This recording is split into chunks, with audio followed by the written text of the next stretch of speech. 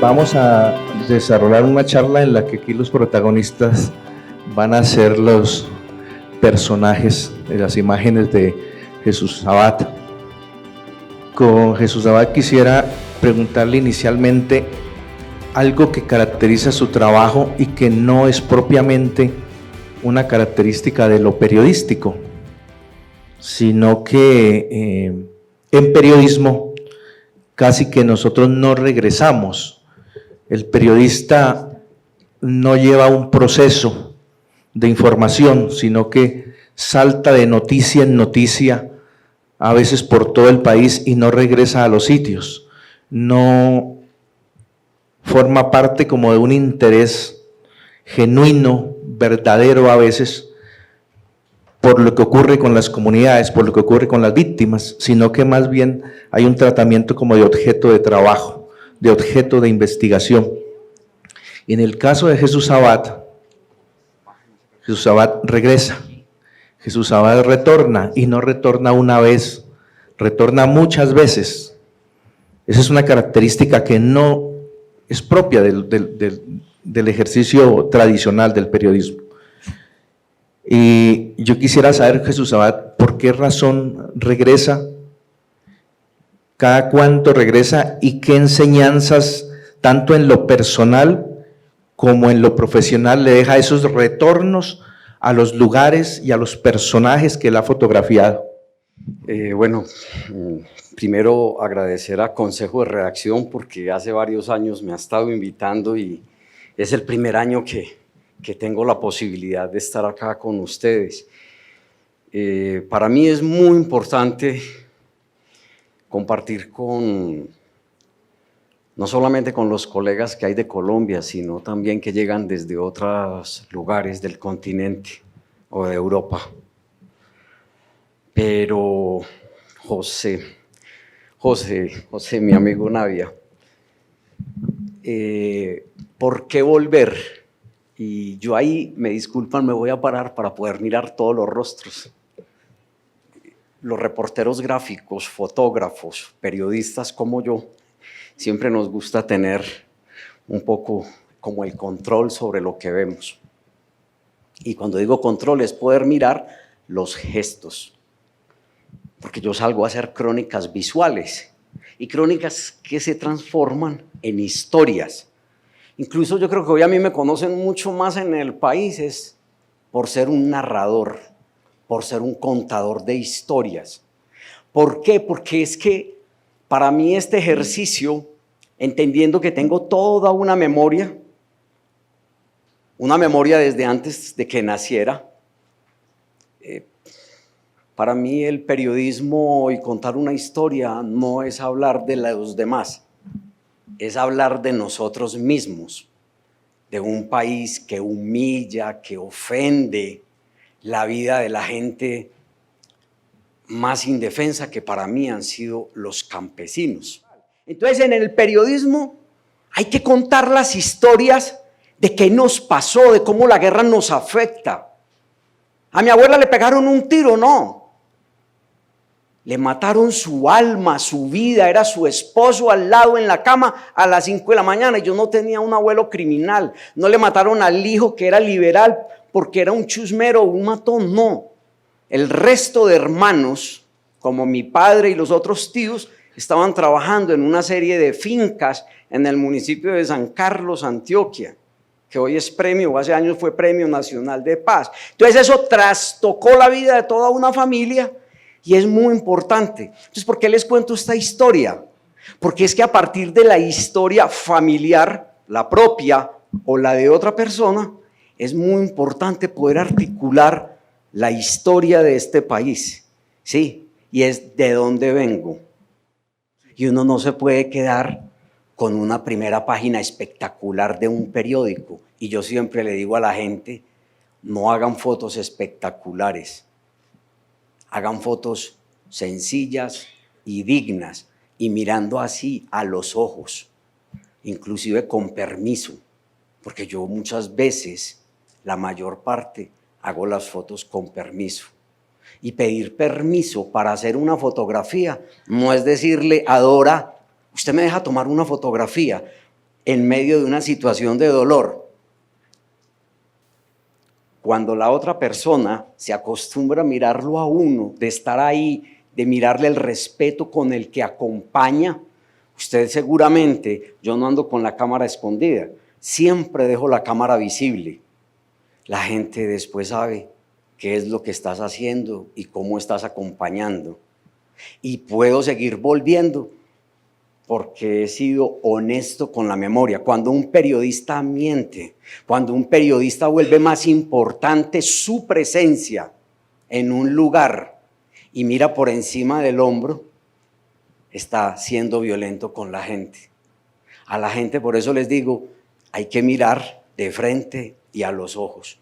Es más, muchas de mis fotografías a los campesinos trato de hacerlas y situarme un poco más bajo, porque me gusta mirarlos con su belleza, con sus brazos fuertes, con sus rostros, que hablan de dignidad, que hablan de atropello, que hablan de humillación. Pero cuando uno mira con humanidad, cuando uno mira con respeto, cuando uno valora más la vida de un hombre o de una mujer que siembra la tierra de cualquier, que estos sinvergüenzas que a veces nos gobiernan, entonces cuando uno mira con respeto al otro, ellos lo sienten.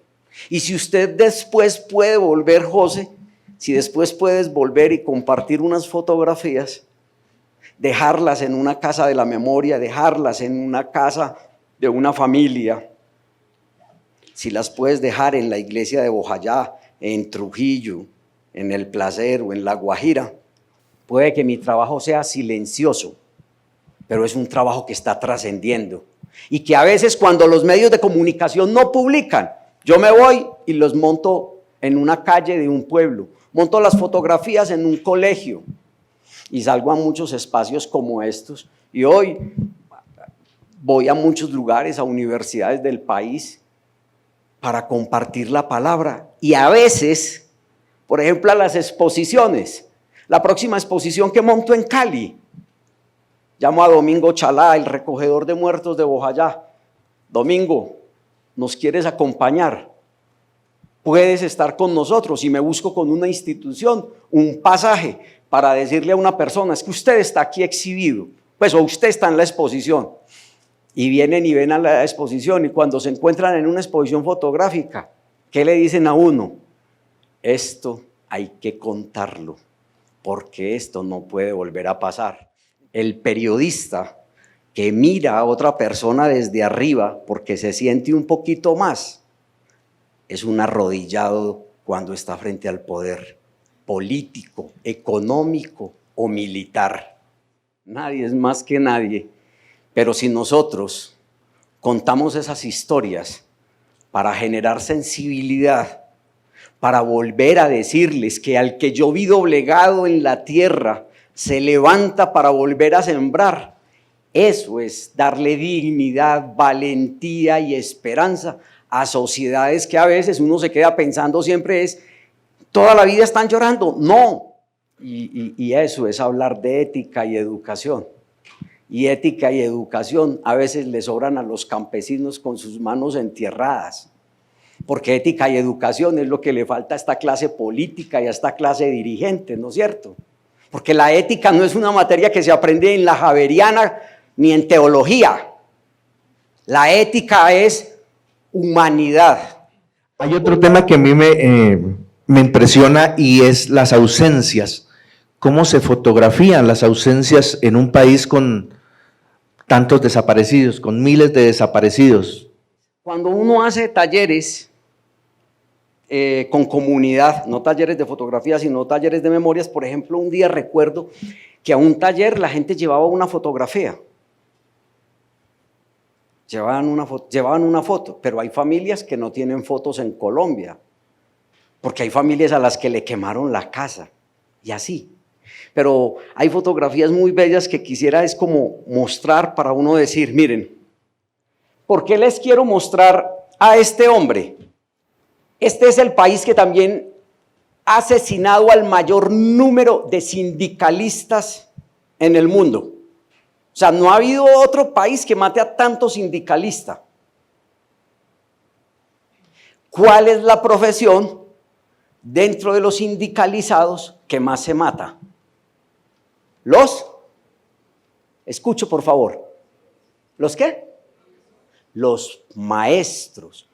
¿Por qué? Porque enseñar a leer y a escribir a veces es comunismo. Enseñar de derechos y deberes, no, eso no. Enseñar de la Constitución es un delito para gente que vive en algunas zonas de este país. Entonces, este hombre se llama Aquileo Mecheche, asesinado el 12 de abril en la población de Río Sucio, Chocó. Si alguien está en este país y trabaja el tema de la memoria y trabaja el tema de los asesinatos y no sé qué, entonces otro consejo, por favor, no los vuelvan cifras. Porque es que hoy a todo el mundo en los periódicos y todo es la cifra, el dato, la estadística. Y las discusiones entre las ONGs y el gobierno, la ONU, la Defensoría del Pueblo. Es que en Colombia, desde la firma del acuerdo de paz, van 702 asesinados entre líderes y excombatientes. Y el gobierno dice, no, están inflando las cifras. Y ahí se queda la historia. Y esa es la tristeza y la berraquera y la putería que a mí me da, porque yo les digo es, ¿cómo así que a Orlando Gómez lo asesinaron esta semana y no está en nuestro radar? Y era rector de un colegio. Y qué particular, Aquileo era el alma y la vida de un pueblo, comunidad del Jagual, a 6 horas de Río Sucio, Chocó. Y a Orlando Gómez lo mataron en la vereda El Jagual de Corinto, Cauca, y era rector de un colegio en Guasanó. Esto para mí es muy importante y compartirlo con ustedes por también una razón. Aquileito era el alma de la comunidad del Jagual. Eso que ustedes están viendo ahí es el río Truandó, y recuerden que la palabra do en el Chocó, toda la cuenca del Pacífico, significa río. El río Truandó desemboca arriba de Río Sucio, a 3 minutos de Río Sucio. Y cuando uno se va por el Truandó, llega más arriba y se llama Chintadó. Pues resulta que para llegar allá, entonces, somos periodistas. Yo no trabajo en una ONG, ni en una embajada, ni en la ONU. 12 de abril. ¿Qué pasaba el 14 de abril? Domingo de Ramos, Semana Santa. Lo mataron a las 10 de la noche.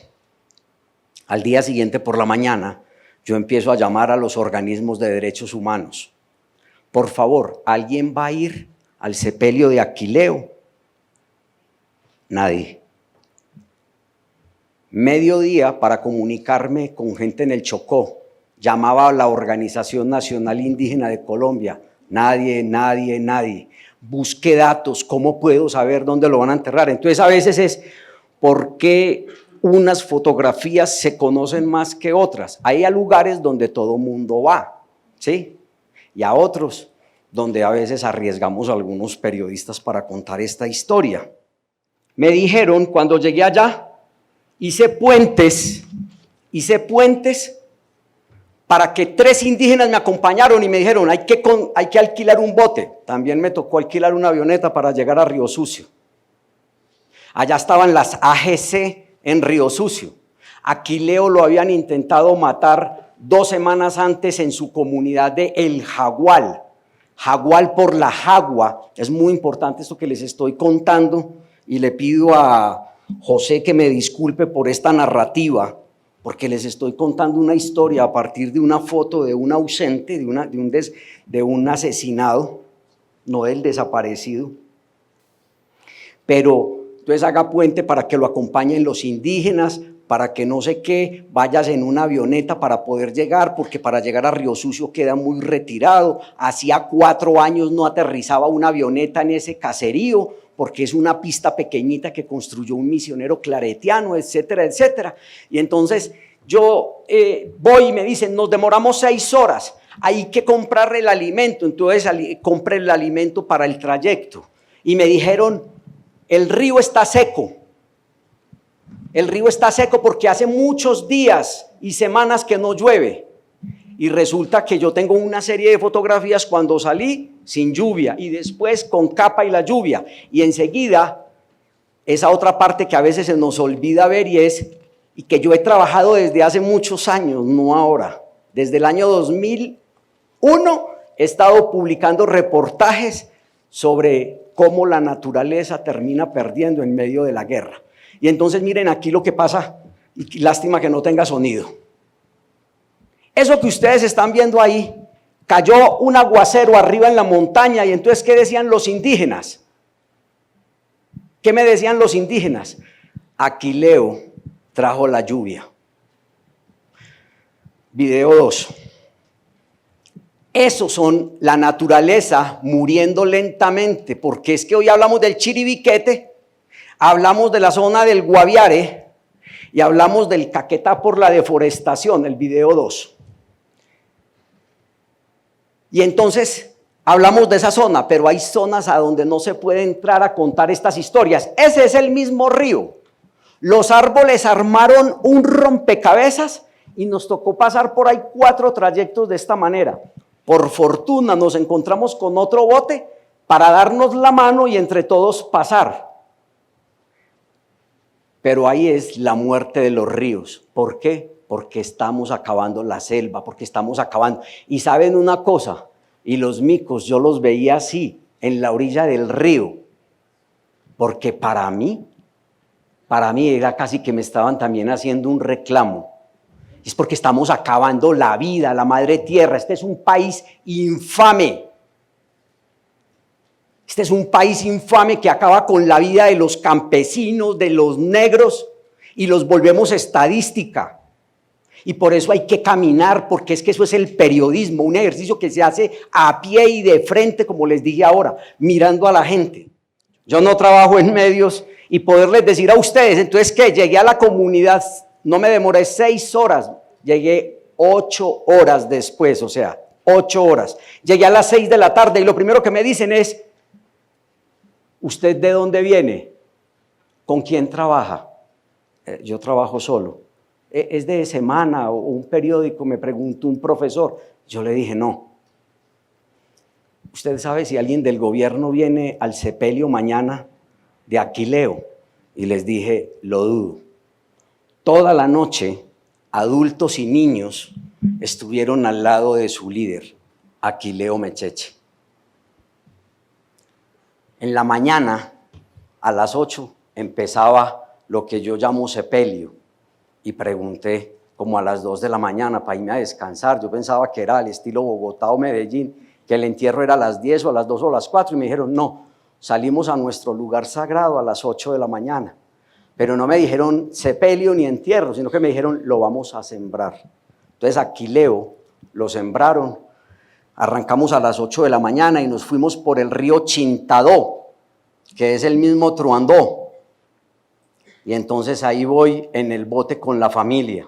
En medio del bosque, mientras las mujeres estaban al lado del ataúd, los hombres hacían el hueco. Y yo me pregunto, ¿cuántas imágenes más de estas hay que hacer para entender que los que han sido siempre humillados son los mismos? Hoy es una foto de indígenas en el Chocó. Esta semana era una foto repetida en el Cauca y a veces es en territorio de comunidades afro. Y en medio de todo este dolor, entonces hay otros videos que es muy importante el sonido para entender por qué empecé a utilizar un celular para hacer unos registros. Antes lo hacía para poderle contar a la familia dónde estuve, qué decía la gente, pero resulta que son muy importantes para este testimonio. El sepelio o la siembra terminó a las 2 de la tarde. Ya no podía regresar a Río Sucio. Era lunes santo de Semana Santa. Me quedé hasta el día siguiente y entonces por la noche el Jaibaná o médico tradicional de los indígenas reunió a la gente en la casa de la familia. Toda la noche, hasta las 2, 3 de la mañana, fueron cantos y cantos, y en medio de la oscuridad, otras mujeres pintaron ¿a quién? A Rubilda Rubiano, es la esposa de Aquileo. Y ahí está entonces eso que ustedes me preguntas por la foto, sí, del ausente, del maestro, del asesinado el 12 de abril, de una persona que no puede ser estadística, Aquileo Mecheche Baragón.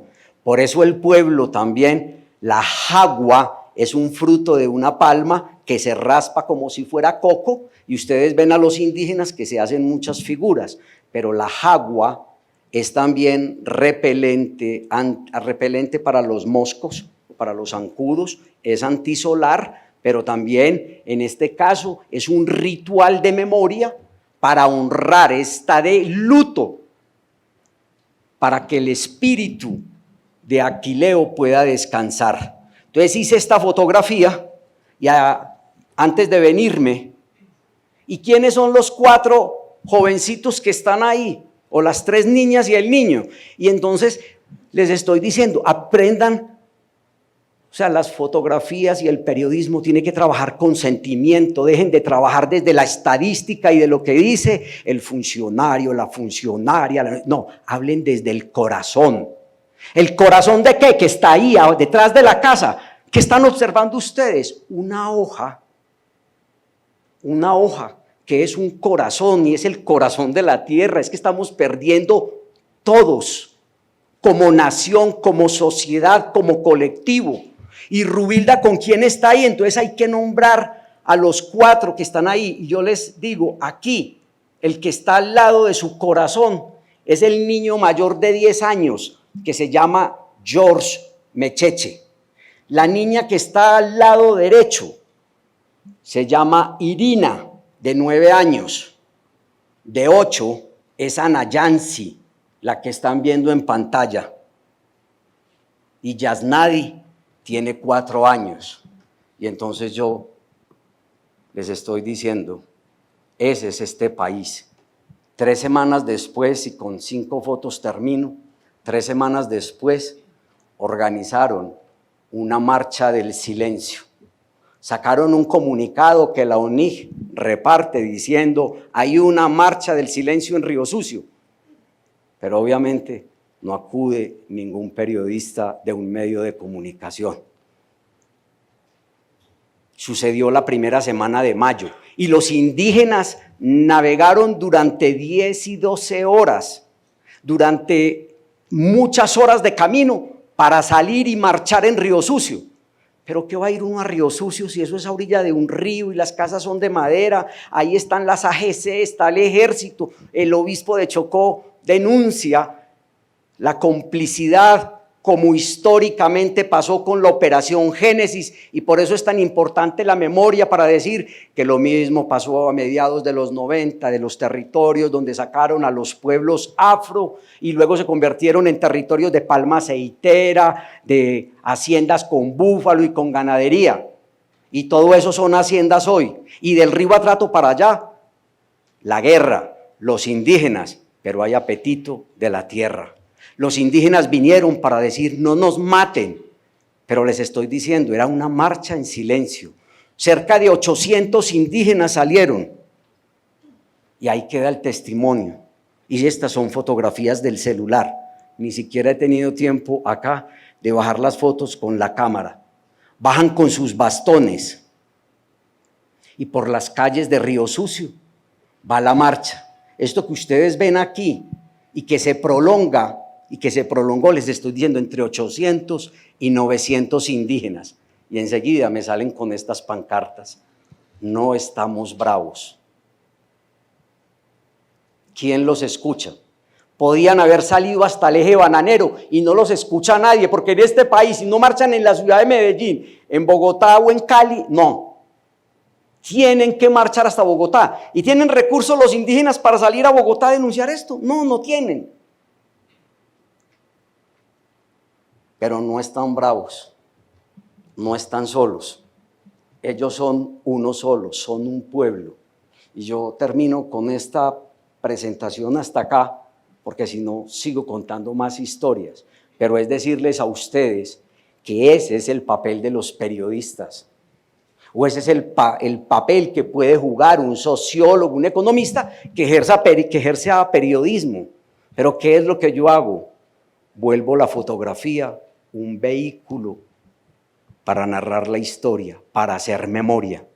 Y entonces yo diría, como dijo un político bogotano, o de acá, Antanas Mocus, a mí no me mandaron, yo fui porque quise, porque tengo mi alma conectada con el alma de este país, porque lo que le está pasando a ellos allá, me está pasando a mí. Y si nosotros como periodistas creemos que trabajamos es para un medio, para contar historias, es nuestra propia historia.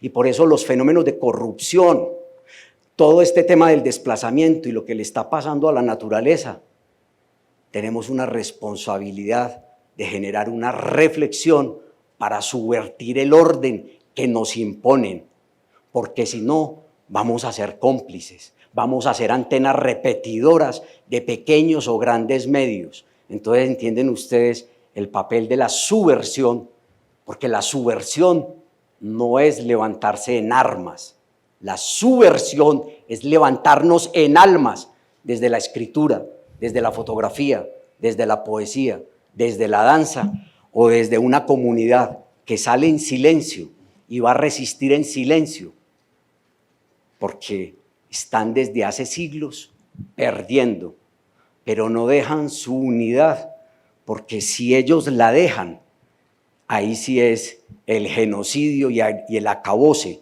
como muchas personas quisieran hacer con un país que se harta y se jacta de ser el segundo más biodiverso, de lo más rico en el continente o en el universo, pero realmente se los digo, cuando uno sale a caminar este país, nos damos cuenta de que estamos perdiendo. Este cartón contiene dos. Una dice cómo llegar a tener la vista y el olfato periodístico, y la segunda, cómo ir más allá de lo que se percibe a simple vista. Aunque creo que esto último responde mucho a esto, no sé si Chucho tiene que agregar algo. Para tener vista y como dice olfato, lo que hay que tener es, les dije ahora, conectar muy bien su alma. Un periodista que no tenga contextos, que no tenga contexto, ¿sí? Aquí hay gente que es muy buena y ha escrito y tiene años y son maestros y maestras del periodismo y nos honran con lo que hicieron. Por eso es tan importante la historia y por eso uno con el paso de los años lo que hace es juntar esas memorias. Es muy doloroso porque aquí hay gente que tiene muy buen ojo o que a veces pueden ser buenas plumas, pero les falta alma. Y entonces eso es necesario.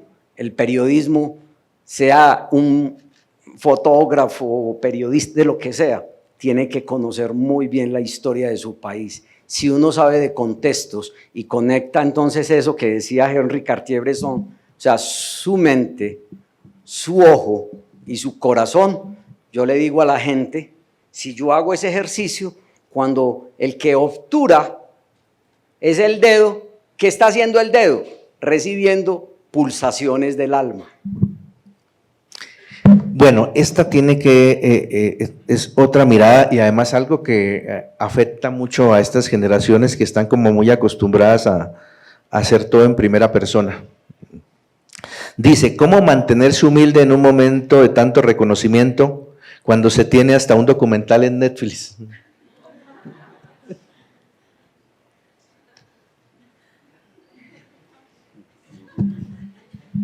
No,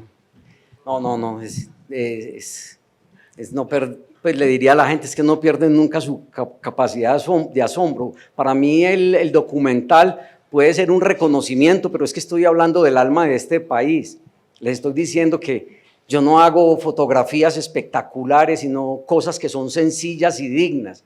Y esa es la invitación, a entender de que uno es un vehículo para contar la memoria de los otros. Obviamente yo me emociono mucho, yo voy por las calles de Cartagena, de Quibdó, ahorita en Cali, y que a mí un vendedor ambulante me pare y me diga, tú eres el testigo. Y yo le digo, con ese peligro que él, y yo le digo, sí, ¿por qué? Y le he dicho, voy caminando con otras personas y entonces por eso me parece tan bonito lo del celular para contar historias también, así como los videos que ustedes vieron ahí con un celular. Y entonces le digo, ¿puedo narrar? Y me dice, qué bueno que usted esté contando lo que pasa, porque se está revelando la verdad. Y me lo dice un vendedor ambulante y el de atrás me dice, oiga, a mí me gustó mucho. Y me dijo, se me puso la piel de gallina cuando usted contó la historia de la muerte de su abuela y que su abuela se había muerto de pena moral. O sea, conecten los sentimientos, conecten los sentimientos. Si yo porque hagan un documental voy a dejar de caminar, pues esta semana fui, cuando mataron esta semana a Eugenio Tenorio y al otro señor Kevin Mestizo, allá en Toribío, que iban para San Francisco, o de la comunidad de San Francisco, iban en una chiva cuando les dispararon y quedaron varios heridos y ellos dos murieron.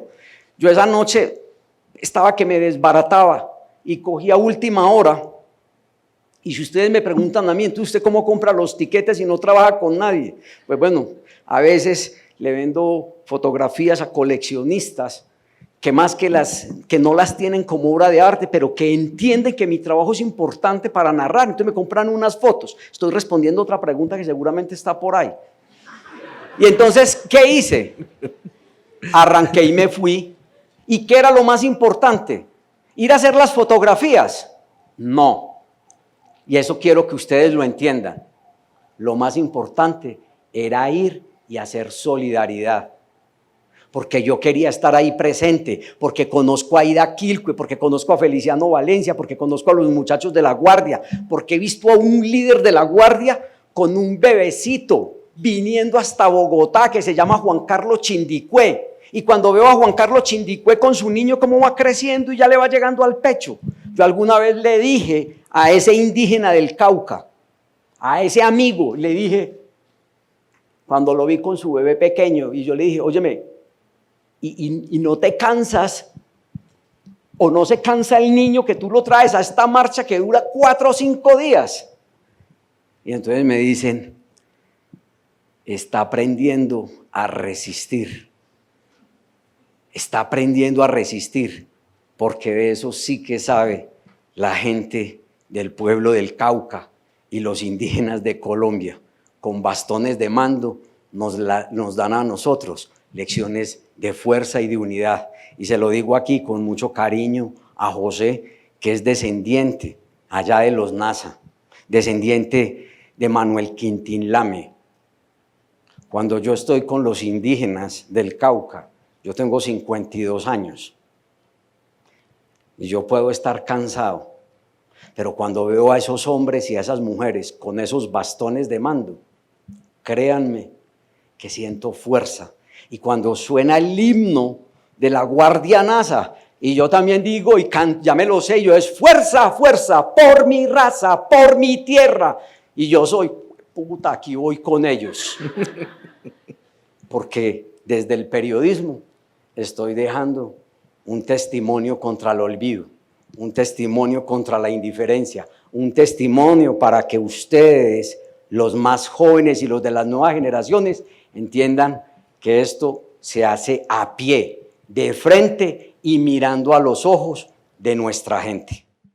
Porque ahorita las fotos que vieron fueron de hace 4 meses, ¿no es cierto? Pero para poder mostrar esas fotografías, que es de una familia afro, allá en el Chocó, Eugenio Palacio, 2 de septiembre del 2002, 4 meses después de que en una iglesia murieran 79 personas.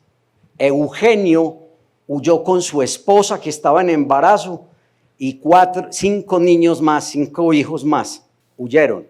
Ustedes saben que en esa iglesia quedó el Cristo mutilado. Les mentí con lo de las 2 fotos, es abuso. Pero el Cristo mutilado es la mejor forma de hablar lo que pasó con esa comunidad. Vi sacar los muertos, pero nadie puede decir que he mostrado una mano, una cabeza de una víctima en la iglesia de Bojayá. Y vi el dolor, vi un pueblo huyendo. acompañé a enterrar los muertos, pero también acompañé el retorno. El periodismo no puede quedarse contento con la primera imagen que hace de un hecho. Tiene que seguir acompañando porque estamos contando la historia de nuestra sociedad. Posiblemente a Reuters, a AFP y a las grandes agencias no les importa el retorno de un pueblo. A mí me ofrecieron miles de dólares por las fotos en la iglesia de Bojayá y nunca las quise vender. Nunca. La gente se inventó que era que me había amenazado las FARC. No me amenazaron. 4 meses después, el pueblo retorna con la esperanza de vivir en paz. Por eso estas fotografías que hablan del retorno, que hablan de cómo a los días organizaron en el mismo lugar donde estaba el Cristo y donde vi sacar los muertos, hicieron un ritual con velas para hacerle un homenaje a los ausentes, pero también para tener esperanza. Después de que recogieron las velas, hubo mapalé y currulao, porque el baile, la música, la danza y, como les dije ahora, la poesía son formas de resistir. Donde hubo tragedia, los helechos nacieron en el comando de policía. ¿Y por qué nacen los helechos? Porque la naturaleza es sabia y vuelve a nacer donde otros llevan la guerra. La naturaleza sin nosotros, en un país como el nuestro, la naturaleza sin nosotros florece y sobrevive y se regenera, pero nosotros acabamos con la vida. Vi a las mujeres cantar y ese es el telón con la memoria, porque esa es otra forma de hacer memoria, la que hacen las comunidades con el tejido. Y vuelvo y me encuentro a Eugenio con su bebé. Y entonces yo le he dicho a la gente, porque esta foto es tomada el 4 de mayo, el 3 de mayo, un día después de la misa, yo le digo a la gente, miren, el hombre que ustedes vieron el día del retorno, el 2 de septiembre del 2002, 17 años después, está un poquito más flaco, la barba está canosa, pero la niña no creció. Ese es el país del realismo mágico. La niña no creció, pero la verdad es que la niña que Eugenio llevaba en brazos es la misma que tiene a su lado derecho, Sandra Patricia.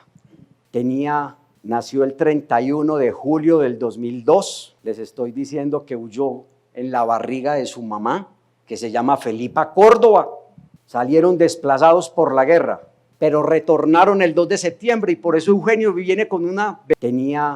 Nació el 31 de julio del 2002. Les estoy diciendo que huyó en la barriga de su mamá, que se llama Felipa Córdoba. Salieron desplazados por la guerra, pero retornaron el 2 de septiembre y por eso Eugenio viene con una bebé en brazos. Pero como así es este país en el que nuestras niñas con escasamente 16 años quedó en embarazo. Una mujer me dijo estos días, no diga embarazo, diga empreñez. Y me lo dijo una mujer de allá mismo. Me dijo, hable de preñez, que es una palabra más linda. Entonces la niña que ustedes están viendo ahí es la misma niña que Eugenio un día sacó en brazos. Y la niña que está en brazos, entonces es la hija de Sandra Patricia. La niña nació el 31 de marzo de este año y se llama Alexia. Con esa fotografía yo quería terminar y les pido disculpas por tantas palabras, pero es decirles a ustedes, la vida continúa y nuestra gente resiste. Y lo que nosotros necesitamos es poner nuestro conocimiento, nuestra alma y nuestros pies al servicio de un país que necesita periodistas con alma y corazón, no periodistas al servicio de cualquier poder. Feliz día.